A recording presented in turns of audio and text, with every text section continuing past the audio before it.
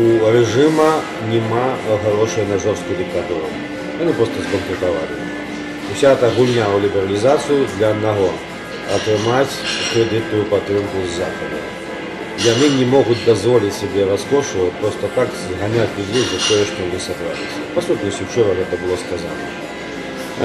Відавочныя спадзяванні уладаў.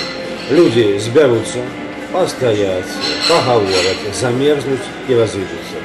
Вось гэта іхні план.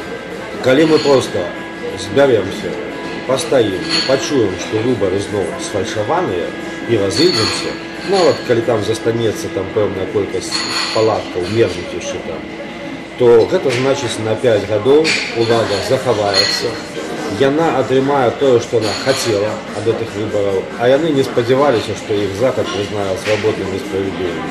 Яны спадзяваліся, што там скажуць, ёсць прагрэс. Вот і глядзіце, і зарэгістравалі, і далі прямы эфір, і нават дазволілі сабрацца, не шапалі. Ну і што там, вот, як заўсёды, там бюлетэні, акаюць, не палічылі. Вось, і трэба мець справы. Гэты хлопец рухаецца ў правільным кірунку. Давайте дамо яму грошай. Калі мы не хочам яшчэ 5 гадоў атрымаць усей краіны, то мы павінны рэагаваць на факты фальсіфікацыі. Я думаю, людзі на плошчы не павінны даць нам, палітыкам, кандыдатам, шмат там размаўляць. Я думаю, хопіць хвілінаў 20 паразмаўляць. Ну, яшчэ 15 зазор на зборы. Будзе ўжо вядома ў гэты час, ці лічаць нашы галасы. І яшчэ, чым болей людзей прыйдзе на плошчу, тым больш сціплы працэнт галасоў паставіць сабе Лукашенко. Это аксіома, жалезная.